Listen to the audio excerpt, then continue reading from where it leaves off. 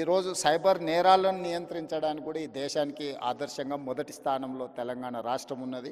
మా పోలీసు అధికారులు ప్రత్యేకమైన నిరంతర కృషి చేయడంతో ఈరోజు దేశంలోనే సైబర్ క్రైమ్ను నిరోధించడంలో తెలంగాణ రాష్ట్ర పోలీసు విభాగం ముందు భాగాన నిలబడ్డది.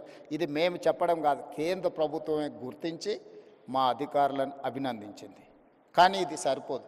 ఈరోజు జరుగుతున్న నేరాలు ప్రతిరోజు, ప్రతి గంట, ప్రతి నిమిషం కాదు, ప్రతి సెకండ్ సైబర్ నేరాలు జరగడానికి అవకాశం ఉంది.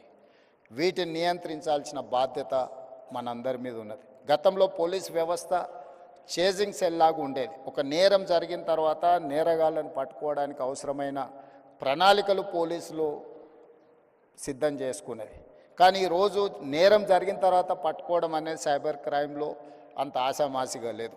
ఎందుకంటే గతంలో ఫిజికల్ క్రైమ్ అనేది within the state, within the village or within the ఏరియాలో జరిగేది. సైబర్ క్రైమ్ అనేది sky is the limit for crime. ఏ దేశంలో అయినా ఎక్కడైనా ఉండి ఏ నేరమైనా చేయొచ్చు. ఆ నేరం ఎక్కడి నుంచి జరిగింది కనుక్కోవడం ఒక ఇబ్బంది అయితే, నేరం చేసిన వాళ్ళని గుర్తించడం రెండవ ఇబ్బంది అయితే, నేరం చేసిన వాళ్ళని పట్టుకొని శిక్షించడం మూడవ ఇబ్బంది.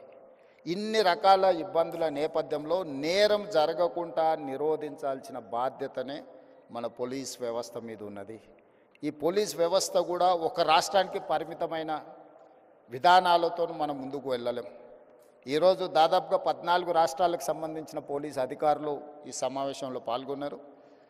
దేశం మొత్తం ఒక యూనిట్గా ఈ సైబర్ క్రైమ్లో పనిచేయాల్సిన అవసరం ఉన్నది. కోఆర్డినేషన్ కూడా చాలా అవసరం ఉన్నది.